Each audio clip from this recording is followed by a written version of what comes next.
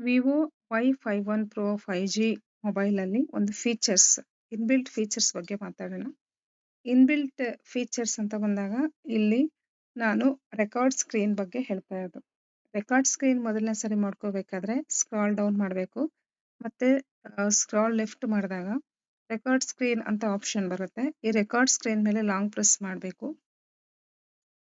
ಈ ರೀತಿ record screen ಸಬ್ window open ಆಗುತ್ತೆ.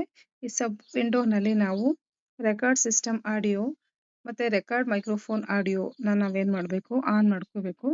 ಆಮೇಲೆ ಸ್ಟಾರ್ಟ್ ರೆಕಾರ್ಡಿಂಗ್ ಅನ್ನೋದನ್ನ ನಾವು ಪ್ರೆಸ್ ಮಾಡಿದಾಗ ನೀವೇನು ಆಕ್ಟಿವೇಶನ್ ಮಾಡ್ತಿರೋ ಅಥವಾ ನೀವೇನು ಆಪ್ಷನ್ಸ್ಗಳನ್ನ ಕ್ಲಿಕ್ ಮಾಡ್ತಿರೋ ಅದು ಆಟೋಮೆಟಿಕಲಿ ರೆಕಾರ್ಡ್ ಆಗುತ್ತೆ.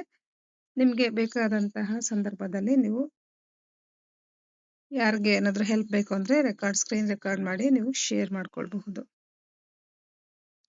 ನನಗೆ ಈ ಫೀಚರ್ಸ್ ಇದೆ ವಿವೋ Y51 Pro ನಲ್ಲಿ inbuilt record screen option app inbuilt install ಆಗಿದೆ ಅಂತ ಗೊತ್ತಾಗ್ದೇನೆ ಸುಮ್ಮನೆ ಸ್ಕ್ರಾಲ್ ಡೌನು ಮತ್ತೆ ಲೆಫ್ಟ್ ಸ್ಕ್ರಾಲ್ ಮಾಡ್ದೇನೆ ಸುಮ್ಮನೆ ಹುಡುಕಾಡ್ತಾ ಇದ್ದೆ. ಹೇಗೆ ಎಲ್ಲಿ ಏನೋ ಬೇರೆ ಅಪ್ಲಿಕೇಶನ್ ಹಾಕೋಬೇಕಾಗತ್ತೆ ಅಂತ ಸುಮ್ಮನೆ ಗೂಗಲಲ್ಲಿ ಸರ್ಚ್ ಮಾಡಿದಾಗ ಇದು ಇನ್‌ಬಿಲ್ಟ್ ಸ್ಕ್ರೀನ್ ರೆಕಾರ್ಡ್ ಇದೆ ಅಂತ ಗೊತ್ತಾಯಿತು.